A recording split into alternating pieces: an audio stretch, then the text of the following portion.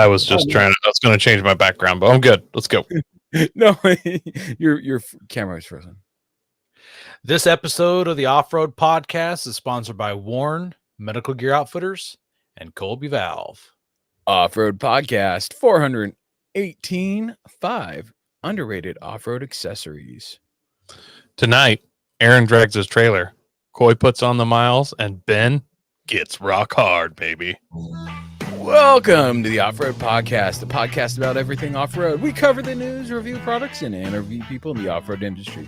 Your hosts tonight are Aaron and Coy, and my name is Ben, and welcome to the show. How are you guys doing tonight? Doing good. I'm doing great. Great. Guess what I did this weekend, you guys? Ask me.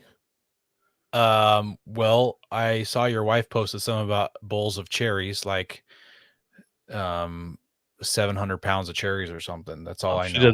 She did that farther back in the week. They went and saw the Barbie movie, I guess. They enjoyed it. Oh, okay. They enjoyed while it. That was going on, I didn't go. So you want to buy a Jeep now, right? What's that? So she wants to buy a Jeep now because Barbie likes Jeeps? I sounds like it was just a giant advertisement for Mattel, but I went out and did a STAR training. I actually kind of put this one together, and we went up to the burn area in my neck of the woods. We had a huge fire, and it's been pushing 3 years that a lot of it's been closed. And they had a Lolly Lake loop that we used to snow wheel, and that's all been pretty shut down, and it just opened up. And knock on wood, that'll be open this winter. And it's going to be, we're back, baby. I'm so stoked. It's the best spot I've ever been.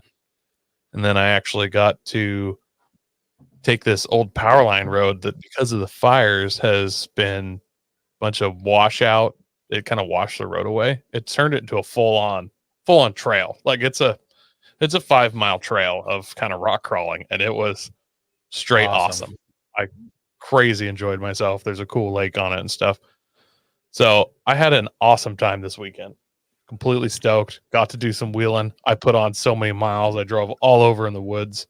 In the wintertime, the main road feeding up to Lolly Lake from this side of the mountains, they put a gate up in the middle of it just so people don't drive up trying to cut between Detroit and Estacada, a minivan, and try to drive into 7 feet of snow. Yeah. I've seen like semi trucks try and do that up here. It's the same kind of thing. It is technically a paved road between Detroit and like Estacada in the Portland area. And occasionally people's GPS will be like, oh, there was a wreck farther down 22. Just turn here. It's only 38 miles and just take this quick shortcut. Not how it works in the wintertime.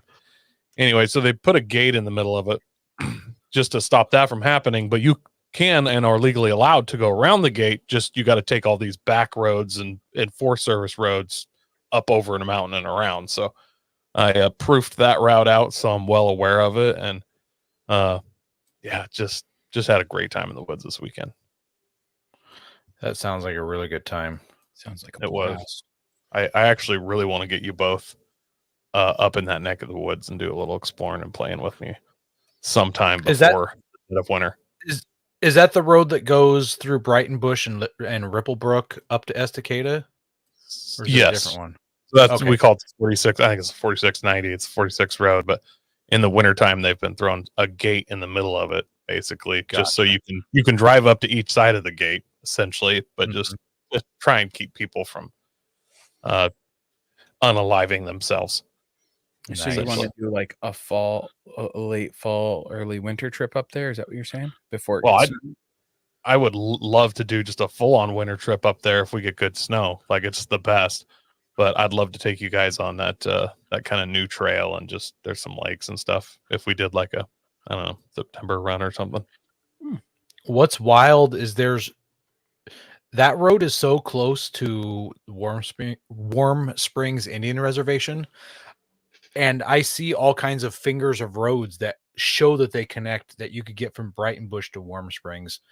That would be pretty sweet to see if you could actually take those.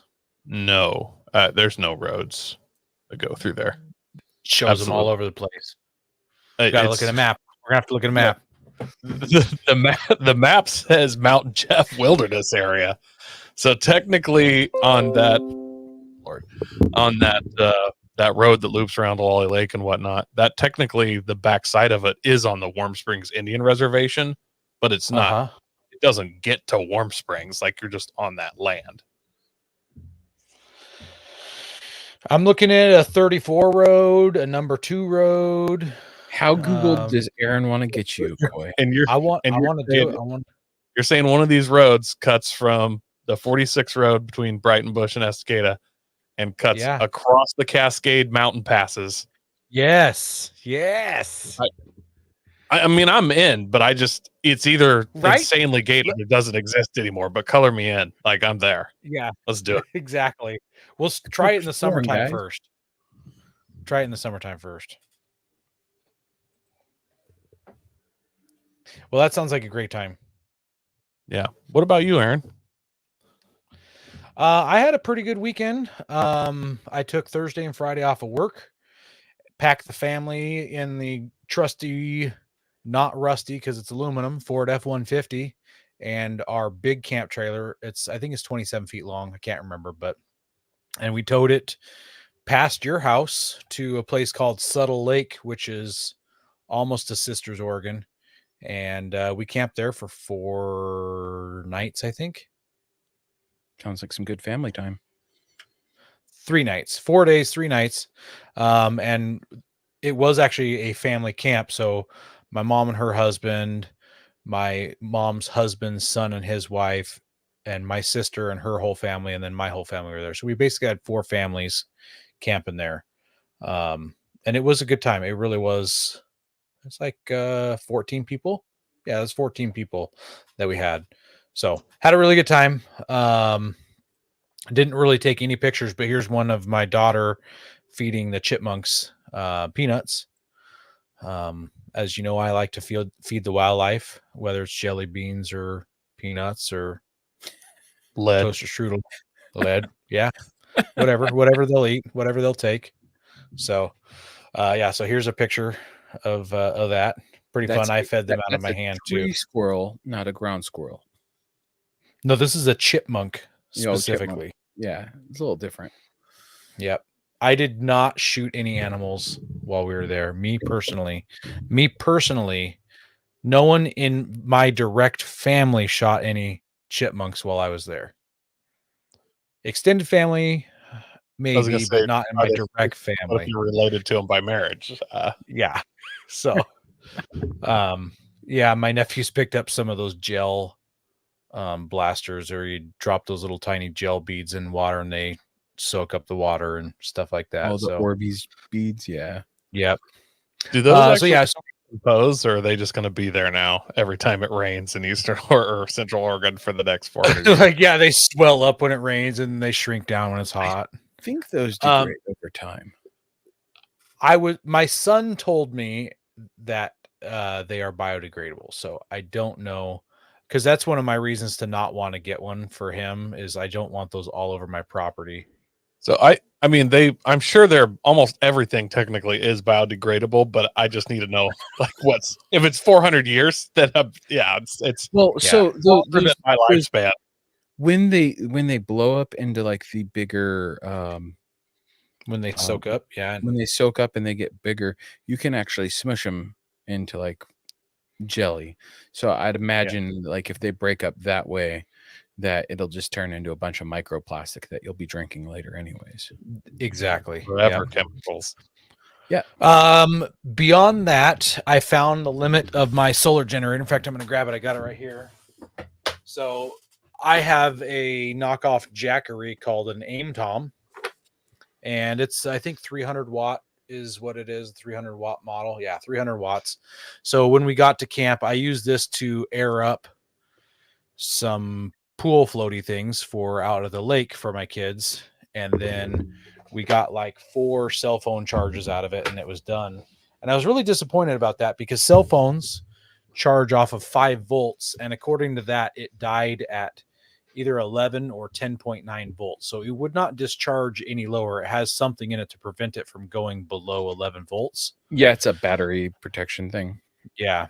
So I was kind of bummed by that because I kind of was like, oh, well, I still got a lot of battery life left in this if I'm only needing 5 volts, but apparently it didn't work that way. So it wasn't a big deal. I didn't need to keep charging my phones, but it was interesting to find the limit of that. So yeah. And I got to try my new solar setup that I had built. Should have taken a picture of that with my Amazon Prime deal. So that thing, so it's a 200-watt solar panel. The highest I saw was 110 watts, and that was in almost the most direct sunlight you could get. There is smoke in the air where we were camping, so I don't know if that was affecting it some. Yep, a little bit. Hey, gunmetal guy. Glad you're tuning in. Yeah, so that could affect it a little bit. They usually say that those things are like 75% efficient. So I should have been seeing like 150 watts, not 110. So who knows? I did also oversize. Do that. Yeah, I did oversize all of my wires. Everything is 10 gauge for all the whole solar setup. So should be yeah. Last but not least, I didn't click send yet, but I have been working on, and Ben joined me this afternoon, looking at booking our flights and our hotels for SEMA coming up in October. If we haven't mentioned on the show yet, Ben and I are going to SEMA. Since Coy's only been on the show for a few months, we're like, sorry, Coy, you can't come with us. You're not cool enough. So definitely not. Maybe in the future or something. You guys clearly haven't been to Vegas with me. It's probably a good thing. Well, it's funny. Like one of my big things for Vegas, like a lot of people are like gambling, full auto, and all this. I'm like, I want tacos El Gordo. I saw a special on Netflix about some taco place, and it's like, yes, I need these tacos. I need to send you a TikTok video of $100 burrito that is sold there so that you guys can go eat it. It's supposed to feed 8 people. It's wrapped in bacon, has like 10 pounds of queso in it. Like everything's amazing. It's all things you guys would like. Don't worry. 10 pounds of queso. Yes. Wow. It's a number 10. It's got a number 10 can. They just put the whole can in it. That's what it looks like. Nice. Yeah. Well, that's everything I've done. How about you, Ben? Ben, do anything? Oh, I've been busy and not touching my Forerunner, which is kind of hilarious, but I'm surprised. Bear with me as you see just how exciting my week is, because I told you guys last Monday that the next day I was getting concrete, and boom, there they were first thing in the morning. Look at that. They actually had to go get another 1.5 yards because I had the ground so well compacted that I had a little shallow hole where it just kept swallowing concrete because it was pretty deep. So like my slab's a little thicker than 4 inches, which is perfectly fine by me. It was pretty cool. The guy who was smoothing out the concrete was like, hey, your little door pad, if your kids want to go put it on their handprints, they can do that. So my oldest and my youngest were home, and so we went and slapped our hands in there. My middle son was doing a cooking class. So he got home and the concrete was just set too much for his hand to work. It was too hard for his hand to make a handprint, so he scratched his name in. That's good. There's the guy smoothing out the concrete, and then he said the next day we'd be able to walk on it. So my son here, he brought his scooter and he tested it out. It was nice and smooth. He was very happy. So we did that first thing in the morning. It was like, let's go check out the concrete. And then 2 days later, I got a garage door. Dude was in and out in like an hour or 2 hours. I was impressed with how fast he was in. And then since the door was in, I told the boys that, hey, as soon as the door's in, you guys can have a movie night in there. And so they watched the Mario movie on the projector in the garage. Oh, cool. And then I was very impatient. I could not wait around. And I hung up my lights that I got on Prime Days, which you had suggested I need to move them up a little more Uh-huh. to get some more light. I haven't done that yet because I started moving stuff into it. And then I got sidetracked with another project with one of my lights because I got a barn light for the outside. And if you look up at the top here of the shop, that ridge is like dead center, and I want to mount the light there. And very just like my OCD that I seem to have only when it's stupid stuff happened. And so I was like, you know what? I'll print something. And so I 3D printed a mount. It just wrapped up yesterday morning, or was it? Yeah, or was it today? I can't remember. I had to reprint it and make it bigger. But it's made at, so it finished this morning. So it's made at PETG, so it's not going to melt in the sun. And it's UV resistant, but I'm going to paint it white anyways to match the trim. But I'm very excited that I was able to actually print something functional for once for the garage that I needed. I actually designed it from the ground up, which took me a few tries to get that ridge right. Surprisingly enough, it's a little weird. Yeah. But it fits on there nice and smooth, and it doesn't wobble around, and I'll be able to just screw it into the wall and it'll stick, and I'll be happy with it. And You're just going to screw right through it, I assume. Yeah. Like drill holes where the 3 mounting holes are and screw. Yeah. And then I'm gonna caulk it and all that just to keep it weatherproof and all that. Yeah, absolutely. It's going to be a little not so fun. The main post for the roof is right there, and then they've got some 2x6s that do absolutely nothing there. So I'm going to have to drill in at a 90 and then make sure the hole for the wire intercepts that hole that I drill through it. That's going to be a little annoying, but whatever. I'll deal with it. It's not too bad. That's just measuring. Yeah. I should be able to do that just fine. Measure 3 times, right? Cut once. Something like that. But yeah, that's been my week. I'm getting ready. I've got 2 concerts I'm going to this week, so it's like, wow. Yeah, I know.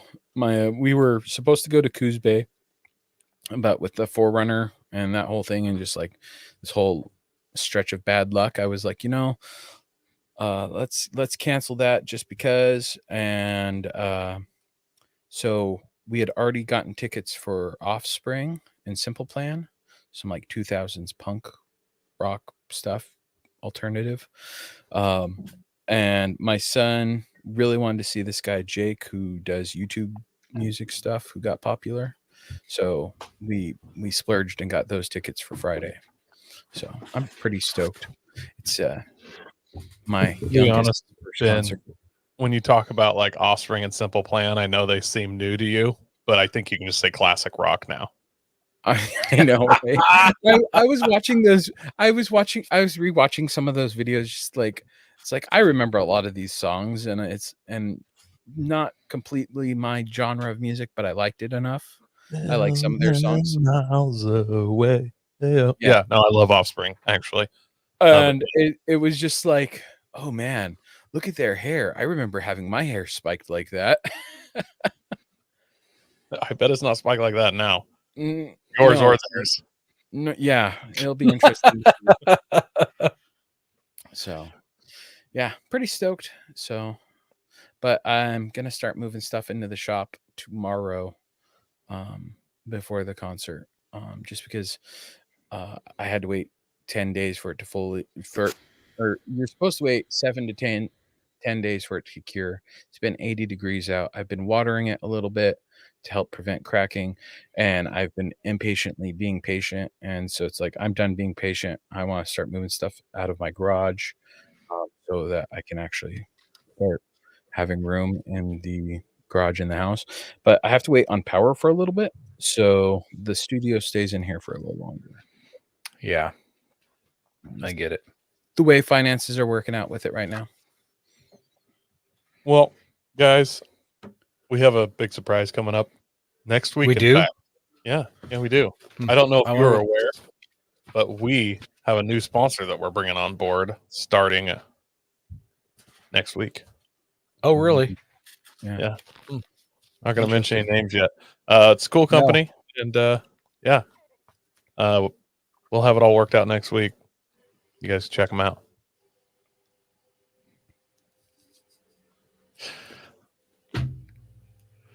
We also want to thank our sponsor, Patriot Patch. Head over to patriotpatch.co and check out their selection of great patches, shirts, cleaning mats, signs, and stickers. You can also join the Patch of the Month Club for $15 and receive a patch, matching sticker, and artist proof each month. And let us And not we forget have patches. our patches, $13 shipped from us here in the US, 10 for any additional. Just shoot us a message through any of our channels. The Lumen Locker glows. I don't know what else I can say more. Actually, I'll have some with me at SEMA. So if for some come find reason us at you're SEMA. find us. Yeah. Have tire troubles ever left you deflated? Colby Valve has got you covered. Ever have a valve stem leak? Colby Valve makes reusable and easily replaceable valve stems that don't require you to remove your tire from the wheel. They work with your off-road rig, ATV, side-by-side, commuter vehicle, or even your tractor. Never be left stranded again because of a busted valve stem. They also have a tire repair kit for those punctures that keep you away from doing your favorite thing, wheeling. Make sure to check out colbyvalve.com or ask for them at your local off-road products store. All right, so we're going to start off with an article from Carbuzz about the Enos. Is it Gearlander? I always Grenadier. There we go. I don't know why I say that. It's getting a crew cab pickup. So we've seen the pictures that like Mercedes showed when she was on the show, but they're doing a pickup version too. It's going to be debuting at the Goodwood Festival of Speed this year, which it's like their 75th show or 50th. I think it's 50th. But not only are they debuting that, but they're also debuting some hydrogen fuel cells for as a demonstrator. They're not going to be going as fast as the other vehicles that are going to be going there, but it's there to prove that hydrogen is a viable product, which is pretty cool. But there's going to be some synthetic fuel done on some other vehicles, which is another thing they're promoting at that. So it's going to be cool. I'm stoked about this pickup. It looks pretty cool. It's kind of like got that what is it, the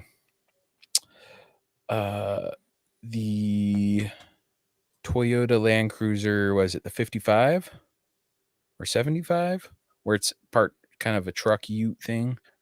79 series. It definitely has that 79 Ute look. I dig it, honestly. A lot. Yeah, I do too. Personally, I prefer that over having like that full SUV thing going on. I would prefer to see more vehicles like that stateside. So I'm pretty sure Scott Brady from Overland Journal is driving the SUV version around Africa right now. Like he's in the middle of doing an expedition with it. And he's doing like a minimalist trip. It's pretty cool sounding. Not gonna lie, I'm super jealous because these look like legit capable purpose-built equipment. So yeah, well, and like we saw with Mercedes on like the interior and all that, I mean, I'm excited. Like probably going to be outside of my budget for a long time, but it's something I would own. Yeah, for sure. I dig it. Well, our next news article comes from Motor Trend. and it says how to tow charge a Rivian. So Motor Trend took the brand new Tundra with that twin turbo V6 engine that it comes with, and the short story of this article, because this article is really, really long, and it feels like they add, like when you're in middle school and you have to write an essay and you go through the thesaurus and add extra words and put extra sentences in so you can meet your 200 word minimum for your essay. It was feels a like sunny they did day that at the with that test article. track. The sky shone down on us. Birds Yeah. tweeted in the distance. Yeah. I just want to know the meat and potatoes of this article, and they're telling me like the dangers of what they're doing, and like if you go too fast or if you go too slow, you might rear end them, or if you might suck the tow strap and wrap it around the axle, like all these things. I was like, oh my goodness, guys, just tell me how it went. So I suffered through it so our faithful listeners wouldn't have to do that. So imagine hooking up a Tundra with a tow strap to the front of a Rivian and dragging the Rivian while it was in drive so it could use its regenerative braking to recharge the battery. So it says over the course of 6 individual tests and 8 miles of driving, we increased the Rivian's battery from 15% to 26% state of charge and gained 51 miles of range. Wow, that's a lot of battery. It is. It says that's an average of 6.4 miles of range gained per mile of towing. So you drag a Rivian at about 35 miles an hour. And for every mile you drag it, you gain 6.4 miles of range. So yeah, that sounds pretty good. Right? Can you imagine in the future, instead of like a tow service needing to drag, it's a drag service. It's just going to drag you along. So say you're trying to go to Missoula from Seattle, a tow truck or just a semi, they just hop on by and they'll just drag you for 6 miles or 8 miles and, recharge your battery. While you're Ben, I hate to say that great minds think alike, since you started almost gave out my idea, but just imagine if we had like a tow hook, like a tow bar that you could just pull it behind a semi, just get right up there and just latch on, go ahead, get towed 50 miles at 60 miles an hour, or, full recharge, just like refueling a jet midair, but you got to get really close behind the semi so they can't see that you're getting a drag. Then the semi is probably not even going to notice. His fuel mileage may go down a little bit, but at 60 miles an hour, like that thing's gonna be humming. You're gonna charge it right up. Sounds like the Fast and the Furious. No, it'll be like a Tesla semi, so it'll be an autonomous, so it'll just automatically allow you to hook up anyways, right? How will he know? How will they know? A Tesla semi, you They're just never gonna pull know. up and a charging cord comes out and plugs in, right? An umbilical cord. Okay, well here's Air the to air downside. refueling. Here's the downside of dragging something to charge it. It says we reset the Tundra's onboard fuel economy meter before testing, and it showed we averaged 1.9 miles to the gallon. They burned a little more than 4 gallons of fuel to pull it those 8 miles. So it was great for the environment. So they gained 51 miles, and they moved 2 vehicles. They moved 2 vehicles 8 miles. So let's do 16 miles divided by 4. That means to move 2 vehicles that far, they wait, no, hang on. I'm doing my math wrong. No, it burned 4 gallons for them to drive 8 miles with one rig and then give the Rivian 51 miles. So 51 plus 8 miles of dragging it gives you 59 divided by 4 gallons of fuel that they burned. That's an average of 14.75 miles a gallon. Still went better ahead and than did I that get. math for him. Still better than I That's get off true. 55. That's true. I can't talk crap. Yeah, I mean, that's not terrible considering, So here's what I'm gonna say: 1.9 miles per gallon in a Tundra. How incredible! Like that is he was pulling so dang hard. Like yeah, They said they said they couldn't get it to move at first when they first tried to do this experiment. Like they just did a big burnout, and they tested it. They did testing in 4 low, 4 high, and 2 high. They tried just different techniques. The Rivian has 2 different charge modes, or I should say regeneration modes. If you tow the Rivian too slow, instead of just using the regenerative to slow it down, it actually uses the mechanical brake system to slow it down also. So you have to tow it above a certain speed for the regenerative brakes to work. Yeah. Wow. 1.9, like, That's, I mean, just imagine you could be hauling like a way overloaded toy hauler or something, and you're going to get 8 miles a gallon. at least. Yeah. So That's yeah, incredible. so in other this words, is what not a trick they you could say do this- off road at all, because you would probably not be able to move it. You just burn out, and if you did get it moving, the tires wouldn't even turn. They'd just drag in gravel. yeah, either something's spinning or I'm- something's dragging.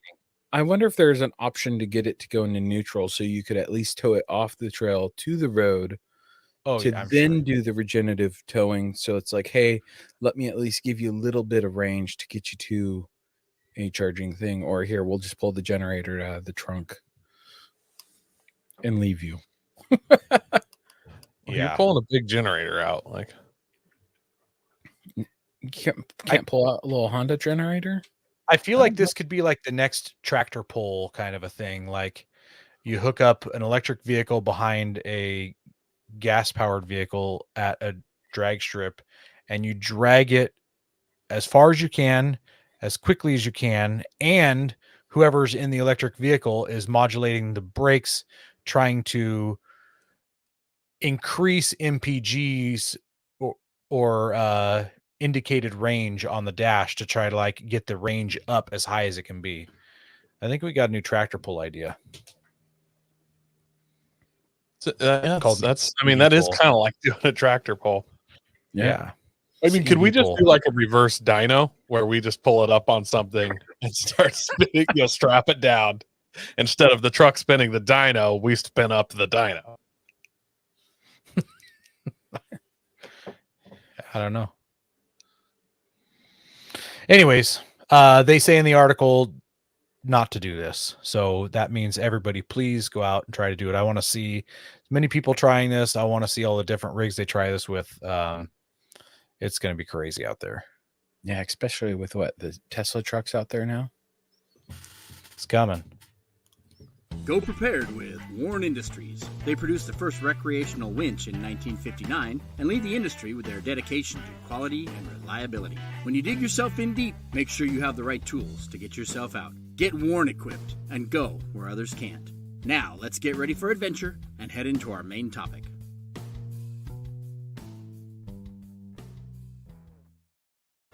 So this week, we're giving you the 5 underrated off-road accessories, but we can't just give you 5. That'd be a really short show. So we're each giving you 5.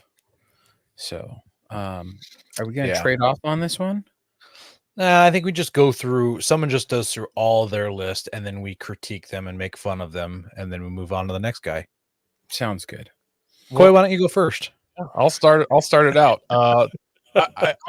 The whole idea here is it's like, you're in your truck or whatever, and you're like, man, this is one of the coolest, best things I have that you don't really think about as an off-roader. Like, this is an off-roading thing. So I got the It's like your Max Tracks. yeah, kind of like those. Yeah, I got the Jance J flatters. They're really simple. They're a dust cap essentially that just you pull your valve core and this screws on there, and it's an air down valve. You just give it a couple twists, let down air. They're extremely cheap, like $25.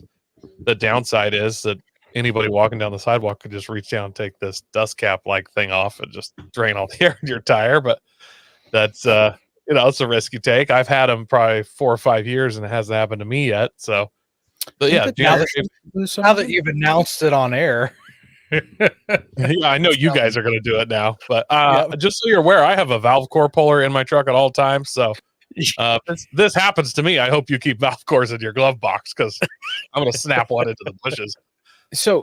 But Coy, here's the thing though: is didn't you lose one of those when you were getting like your tires balanced or something somewhere? Tire companies are like wildly confused at what this could be, so they just take it off and put a valve core in, and then you're like, "Hey, can I have my air down valve back?" And I had 5. I had one on my spare, but I lost one to a tire shop at some point. I got like a flat fixed or something. I don't remember what I did, and I didn't catch it. But now ahead of time, now that I've lost one, I'm like, "Hey, don't do that. Those need to stay on. They're supposed to be there." My number 2 is winch lighting. Something nobody talks about. I randomly, I'd like to say spur of genius, but more just stroke of luck. When I was putting on my rock lights, I had kind of one extra, and I just stuck it so it shines down on my winch spool. And when you're wheeling at night and you got to pull line, having a little, like, instead of having a headlamp, or you're trying to hold the flashlight, you're trying to spool it up nice.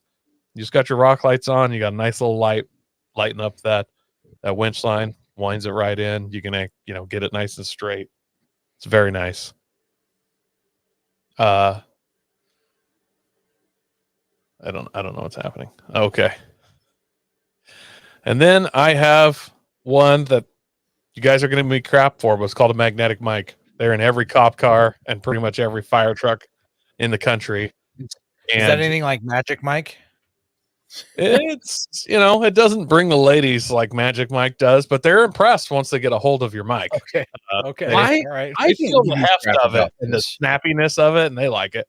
So what it is, it's a big metal chunk basically that it bolts down, and then you have a extremely powerful magnet that hooks onto the mic holder on the back of your mic. And these, yeah, I agree, Alan. I agree. These magnetic mics, you literally have to get it within probably 2 inches, and you just let go, and it'll just bam, snap to it.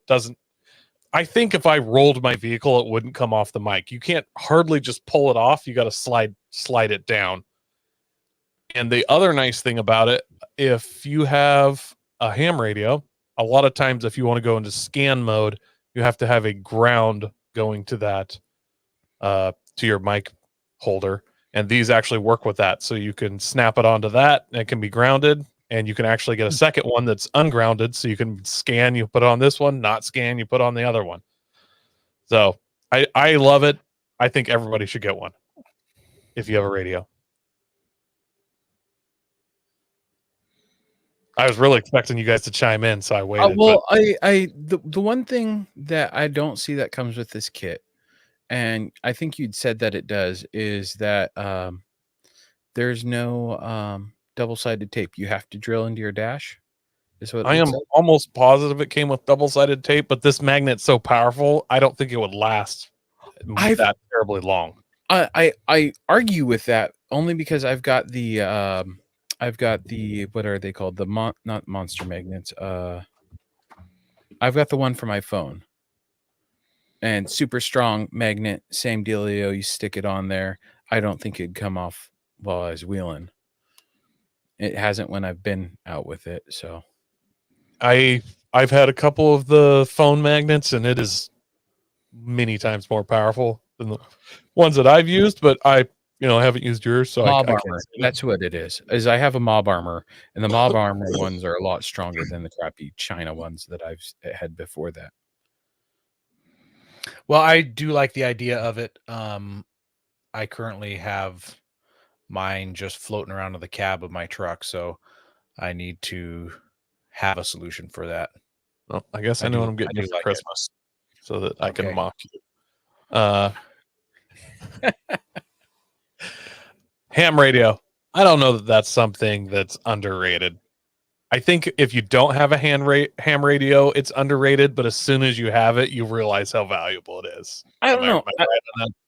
I agree with you, but there's so many people I hear about using CB still. I'm like, it's like, are you guys banging rocks together to talk to each other on the trail? So that's the I thing. still run CB as well, but I do. it's not I do ham. too. On our last trip, we ran all three. We ran CB, GMRS, and ham. And this is the second trip I've got to use my mobile radio. So I'm not talking about the Baofeng handy talkies or anything like that. I've got a legitimate antenna on the roof. I'm putting out 40 watts for my mobile unit, and it is crisp and clear, and there's no second guessing what people are saying. It is it's a great radio. Kevin in the comments says, "Hey, I like my children's band radio." That's a good one, Kevin. That's seems like what it is, because I really struggled hearing any of the people that were on the CB at all on that trip. So it's such a game changer because everything is so much clearer, so much better. It's just way easier to communicate. Well, and even GSRM is a step up from CB radio. I hate GSRM. Now I'm going to start calling it child's band radio. It's GMRS. Yeah, GMRS. It's just a step up from it. And it's like, man, it's like just upgrading your radio that much is such a step up. See, and I have a ham radio that I listen to. I got to go to bat for CB just a little here. All right. The problem with CB is everybody goes down the truck shop. They get the big chrome Cobra that they have for $42. Like, there's not that much difference between a ham radio and a CB radio, and ham radios are $300. So if you go buy like a $100 ham radio that's a decent one, and then when you put the antenna on, just like a ham radio, you tune it, you make sure it's grounded, and you do all that. CB radios do work fairly well. Like, I've used one for years. I use it all the time. I can hear it just fine. I've talked well over 30 miles.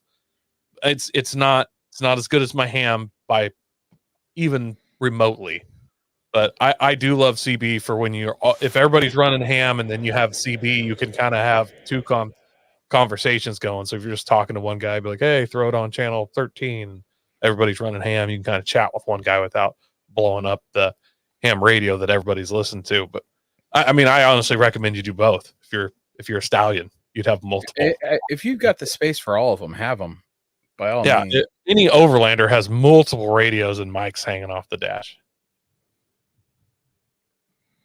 All right, last one, guys.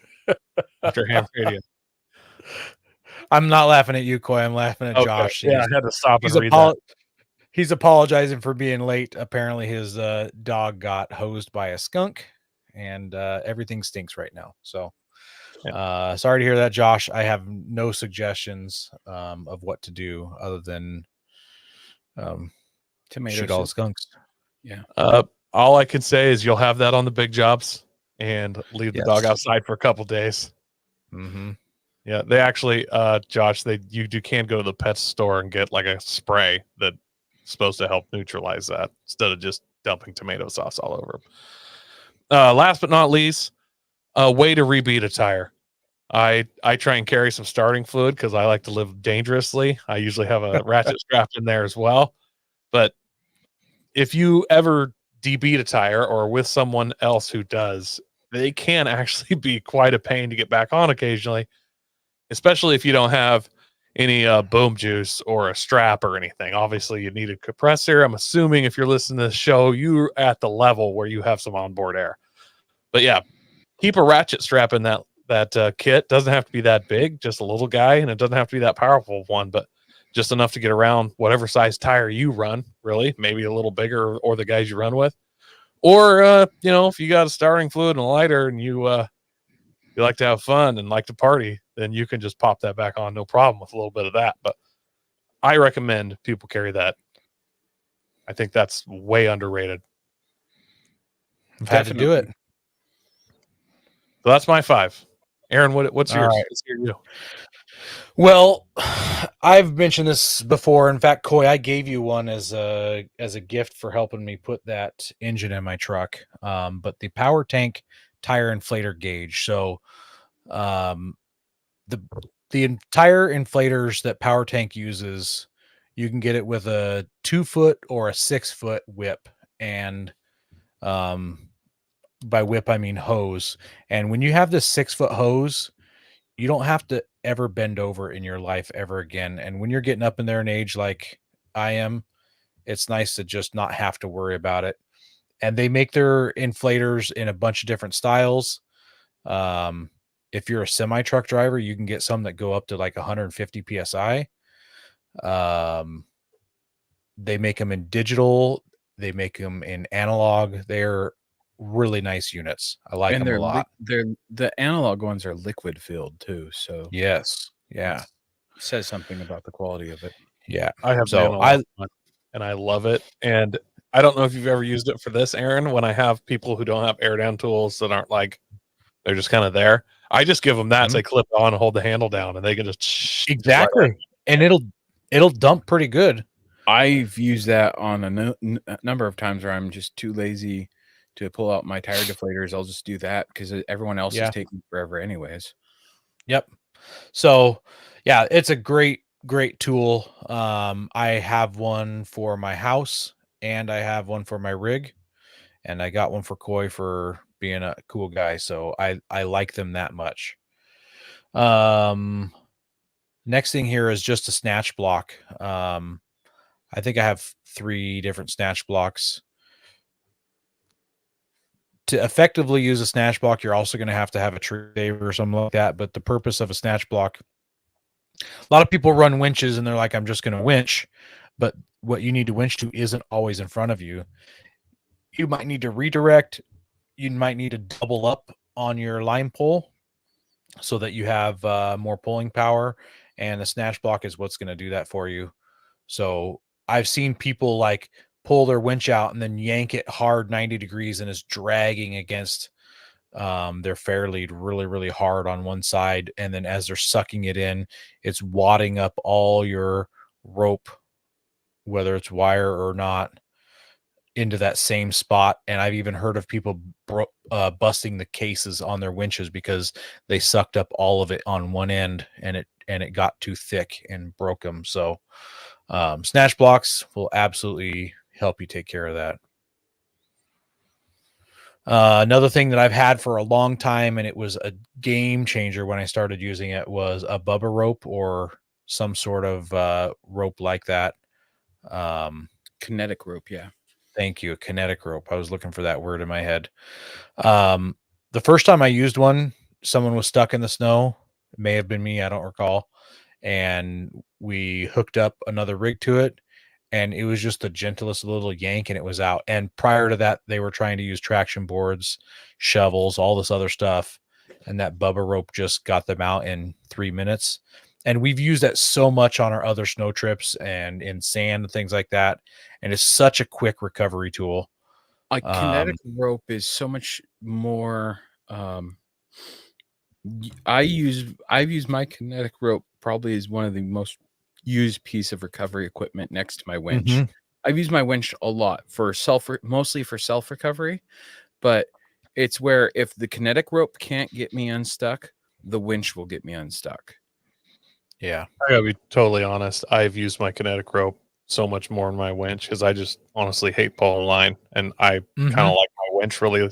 I like to really have a well-groomed winch line, and I'm always like, ugh, I have to pull it out, wind that all back up now. The only thing I use more in the Bubba rope or a kinetic rope is literally soft shackles because I have to use 2 every time I use a Bubba rope. Yeah. Well, the reason I say I've used my winch more is that's when it's come into self recovery. Like the big snow trip, the first big snow trip we went on, where I did the whole Ditch King thing and got drugged by Jeremy through the ditch. I couldn't get up out of the ditch. Exactly, Kevin. I couldn't get up out of the ditch, so I had to winch myself out of the ditch, just because the snow was too slick. For the kinetic rope to be able to get me up out of it. Yeah.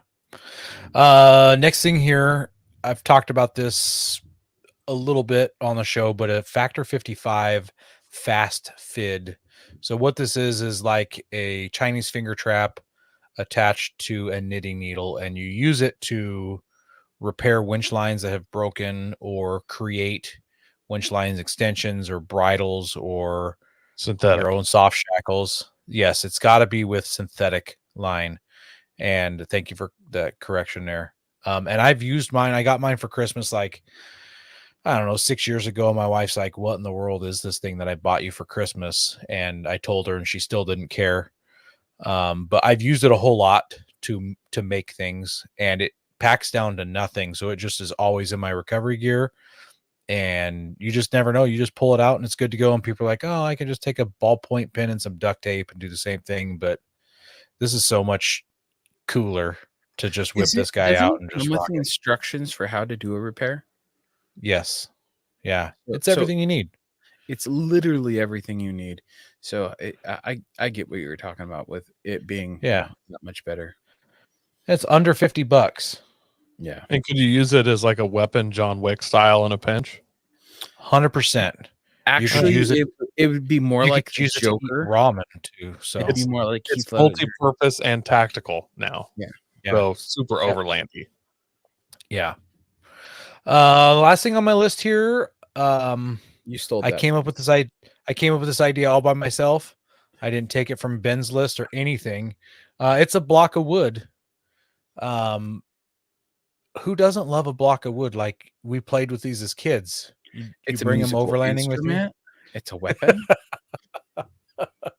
So I've carried the same block of wood in my truck for almost 10 years now. It's a 4x12. It's a 4x12 cedar beam that's cut down to about 16 inches. I actually have about 4 or 5 of them laying around my Is property. it a reclaimed 4x12 cedar beamed? No, she not reclaimed. I don't do none of that business. This is fresh tree cut down. It was back in my lumberyard working days and to trim a bunch of 4x12 cedar for a customer, and we had all these end cuts, and so I took a bunch of them home, and it just stays in the bed of my truck no matter what I do. It's always there in case I need to change a tire. My truck, believe it or not, sits higher with the suspension lift and bigger tires. Kind of wild that it happens that way.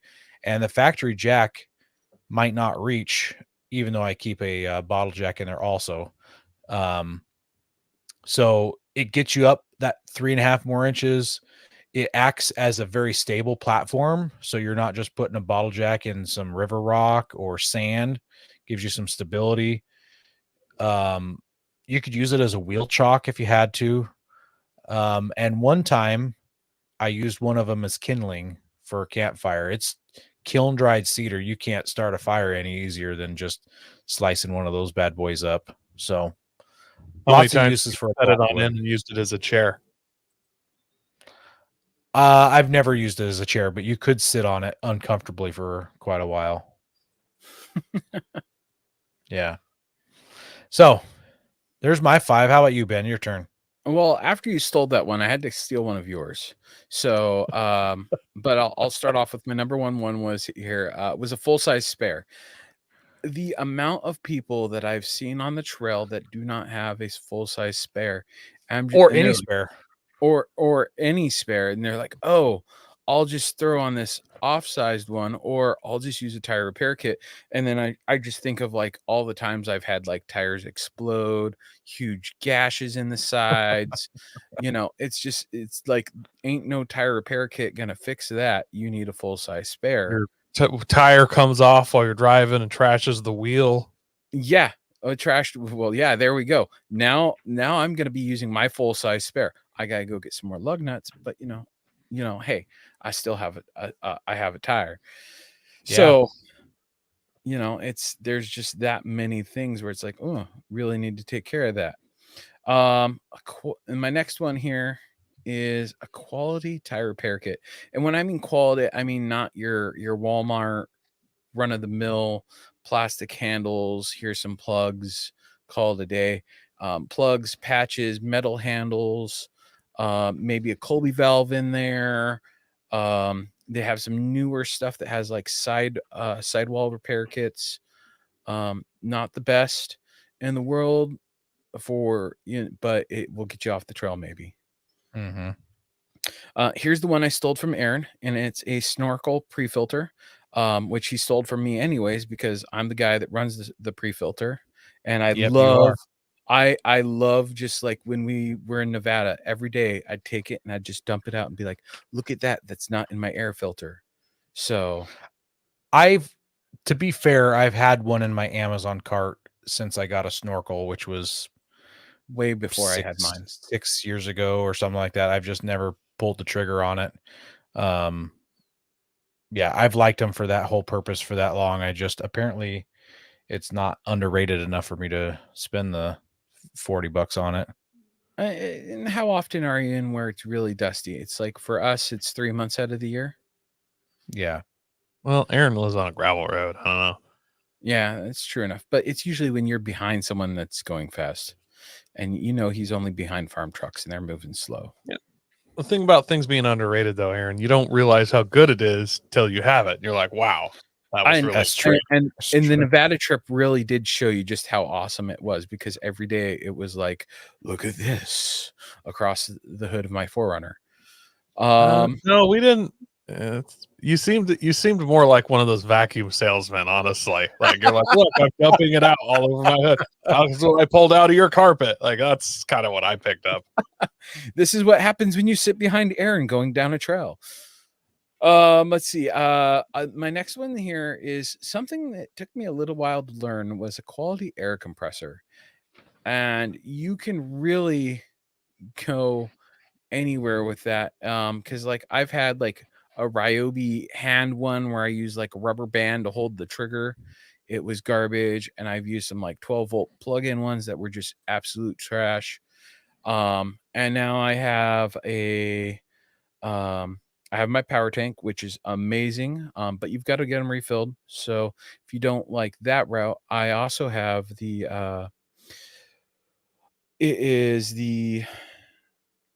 I always want to say 88P, but it's not the 88P. It's the 100P, but it clips onto the batteries. Damn it, I can't think of the brand right now. Smitty built Iron Man. No, Via Air. Oh, Harbor Freight. But I yeah, have a- so I have a Via Air. So there's Via Air, there's Smitty built. There's a handful of companies that make decent ones. The keys to this is one that connects to a battery terminal, and look at your cycles.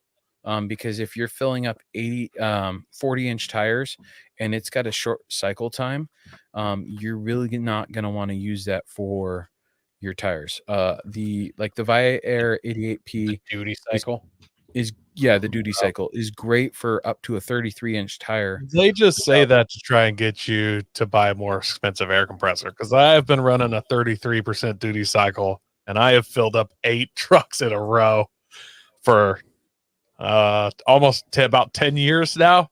And Yeah, but it's hot bad for enough the that you could compressor. literally cook an egg on. Bad for it. It's been 10 years. I wish it would blow up so I could get a bigger, faster one. Like I want it to die. It will not. Yeah. Yeah, I get that. It makes sense. My next one here and my last one is a headlamp. As much as I've spent working on my rig, under my rig, diagnosing stuff, having my hands free and a light going where my eyes are is very handy. Just having your hands free to work with your tools. You're not trying to hold the ladder or ask your kid to hold the ladder or light, because you're yelling at your kid, you're holding it the wrong way, or it's just nice having a good headlamp. I definitely need Walmart one's better than keep nothing. a headlight lamp in my truck. I don't do that currently, and I always think I should. That's a good one. I do. I keep it in the driver's side door pocket. Except it's right here currently because the batteries died on the last trip. So I keep mine in the driver's side door pocket. I'm going to from one that takes batteries to a rechargeable one, most likely something that I can recharge off of a USB something or another. Yeah, I've got a rechargeable one now that I use, and it uses USB-C, same as my phone. And I leave it in the rig and I plug it in from time to time just to make sure it's fully charged. Because nothing's worse than having to wait for it to charge up while you're waiting for Yeah. stuff. We've got some special mentions here, though. Just some things I thought of while we were waiting, or we threw out in our ideas. This one is really important one, a torque wrench. Tell us how important it is. Well, you see, when your tire passes you by on the road, you realize, hey, that should have been tighter. I didn't torque that one down. Yeah. So actually having Speaking of which, I made that little video for you, Ben, and I put in our chat group, and I didn't get any heart or thumbs up or any emotions from you for the video I made. I might have totally missed it. Oh, bummer. I filmed myself tightening the lugs on my Frontier, and I did 2 Ooga Doogas per lug nut, and I had it in setting 2 on my Milwaukee gun. So it's probably the right torque. I'm sure of it. I'm ready to go take a cross-country trip. No, because 2 Ooga Doogas is all it takes. I think I'm gonna, on the next trip, group trip we do, just get out my torque wrench and go around and check all its lug nuts, just middle of the trip. Just what you do. Bolting. Just double be like, hang on a second, everybody. I need everybody to pull over real quick. Don't tell anybody, and then you just climb out with your torque wrench and walk directly to Ben's rig in the middle of the trail. Torque everything down, and then okay, we're good to go now. Oh man, but I mean, it's true. I mean, think of it. If you switch out your tire on the trail, yeah, getting it hand tight might be good, but what if it's not good enough? Torquing it just to double check it. What's it hurt you to carry that torque wrench with you? Not much. Yeah, not much. This other one I put in here is a poncho liner. If you get stuck and it's cold out, just that extra length of a little warmth, or if you've got to crawl under your rig, you can lay it down and look under there. Or if your kids are in the car, they want to get covered up with it, or your wife. Just, I don't know. I've got a Whoopee hoodie. It's awesome. I love it. I swear by them. In case you eat too much cheese dip, you couldn't make it to the bathroom in time and your pants aren't wearable anymore. Exactly. You've got a kilt then. So, and it ties. It's got little ties on it. So I don't know. I think it's awesome. I think everyone should have one in their rig. They're super lightweight. It's not going to take up a bunch of space. And sooner or later, you're going to use it, even if it's just sitting by the fire. Aaron, you had this one in the group chat, right? Yeah, the Jetboil. I love mine. I didn't own one for the longest time, and I finally ended up buying one. And I'm not going to say it's a game changer, but it's definitely underrated how quickly it will bring water up to boil and how efficiently it all packs down, including the fuel source inside of itself, and it doesn't take up very much space. So I think that was kind of the biggest thing for me, is it just didn't take up a lot of space. 60 seconds, you can heat up some water, purify some water, whatever it may be, warm up some coffee. And then I think we've all used this at least sometime, as a tarp or something to put under your rig when you need to lay under it. That's waterproof. Especially here being in the Northwest, when it rains or your rig breaks down and you're in a puddle, having a tarp to lay down, it's a whole lot better than just laying down and getting wet. The tarp's great. I don't carry it anymore, and this kind of reminds me I need to get another one. I had a compressed wool, like German surplus military blanket that just smelled like must and dust. I got it like Army surplus somewhere for like $18. It was incredibly durable. It's real, like 100% wool, but it's like this really compressed. You've all seen them before, I'm sure. Yeah. You know what I'm talking about. And I think it was German military. And I would always carry that, and then not really good for mud, but like always in the snow, you got to lay under a vehicle, you throw it down, you go shooting, nice shooting blanket, somebody gets cold. I used it for all kinds of things, and then my dog laid on it in the back seat for like 2 years straight, and then it just got to the point where I was like, this thing has to go. It smells too bad. and I haven't replaced it. Yeah, the reason in what I do to add to something with that for you, Koi, is I do like some Tyvek or some Oh, yeah, like there hair you go. strap. So it's like a light tarp material. So you've got that folded up into a little square, and then you've got your wool blanket. Well, I to have a do it. coat that folds into a pillow now, so it kind of covers all that. Yeah, there you go. Multi-purpose there. And then the last one I threw on that, I shouldn't say underrated, but I think people forget it or something. A shovel. Please bring a shovel. Even if you don't think you're going to need a shovel, even if you're in Moab, it's all solid rock. Please bring a shovel because it's Yep. not all solid rock. I don't know how many people I've pulled out that could have 100% got themselves out if they'd had a shovel. And I mean, this isn't just people that went up to play in the snow with their kids. These are like built Toyotas.